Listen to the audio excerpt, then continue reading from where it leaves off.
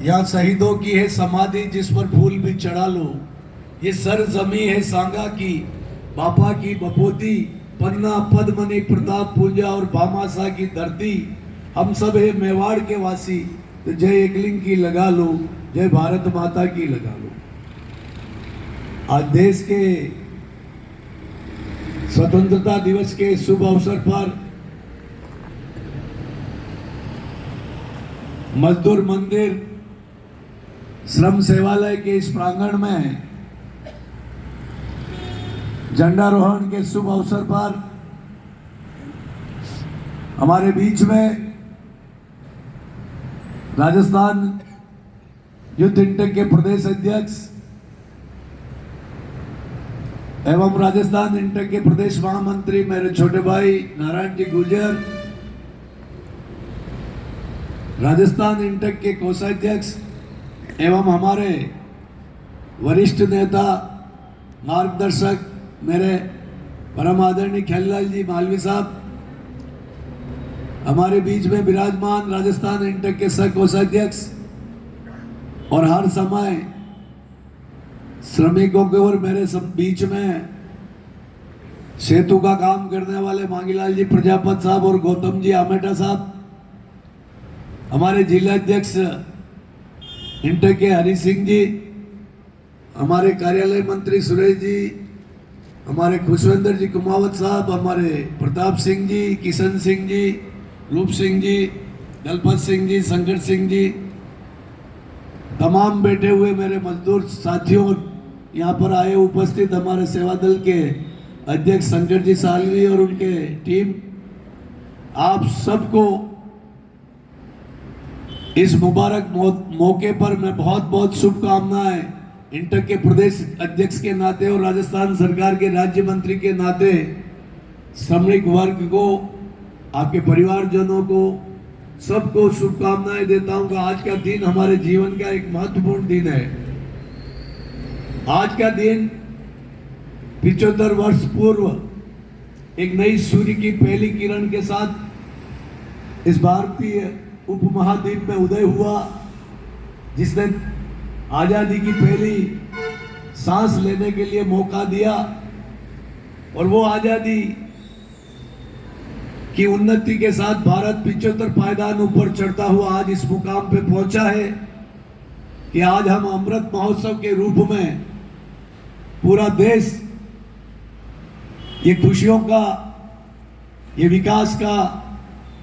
ये उन्नति का, ये प्रगति का सीढ़ी दर सीढ़ी बढ़ते हुए आज इस मुकाम पर इस ध्वजारोहण के साथ हम उपस्थित हुए हैं। आप याद कीजिए वो दिन कितना कठिन भरा रहा होगा जब हमारे यहाँ पर अंग्रेजी हुकूमत थी, गुलामी में हमको जीना पड़ता था। न विद्यालय थे, न हॉस्पिटल थे, न सड़कें थी, न कोई आवागमन के साधन थे। जब देश आजाद हुआ उस समय सुई भी विदेश से बन के आती थी और उस परिस्थितियों में हमारे देश के नेता महात्मा गांधी, सरदार वल्लभ भाई पटेल, जवाहरलाल नेहरू और मोहम्मद कलाम आजाद साहब और हमारे सुभाष चंद्र बोस, ऐसे जो नेताओं ने इस देश को आजादी दिलाने का जो संकल्प लिया,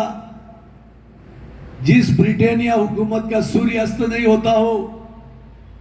उसको यहां से बिगर खून खराबे के लौटा दिया। मैं आपको बताना चाहता हूं कि जब मैं जापान गया था 2002 में और वहां मुझे हिरोशिमा और नागासाकी में श्रद्धांजलि देने के लिए हमको ले जाया गया, तो हमने वहां देखा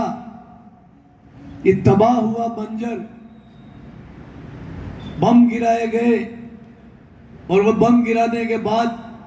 कैसे लोगों ने अपना जीवन में एक संकल्प लिया और उन्होंने अपने राष्ट्रीय धर्म अपनाया। राष्ट्रीय धर्म अपनाकर एक ही धर्म रखा कि हमारा देश एक धर्म है, एक ही संकल्प है कि हम देश के लिए जिएंगे और देश के लिए मरेंगे। आप सोचिए,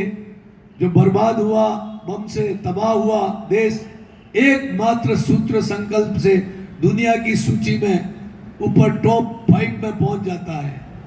और हमारे महात्मा गांधी के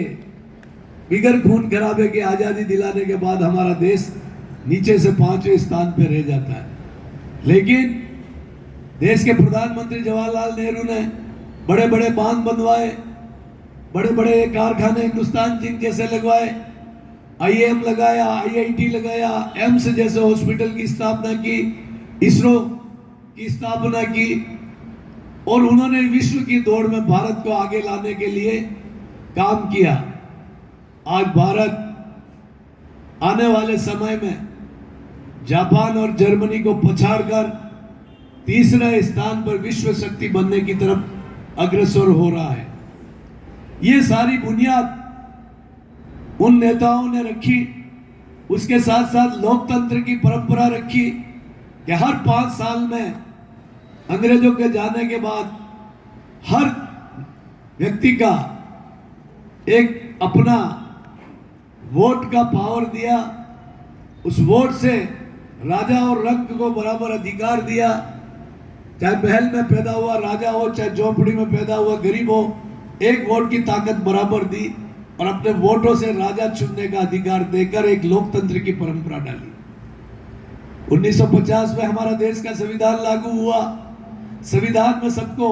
समानता का अधिकार दिया, छुआछूत, भेदभाव, धर्म के आधार पर ये सब मिटाकर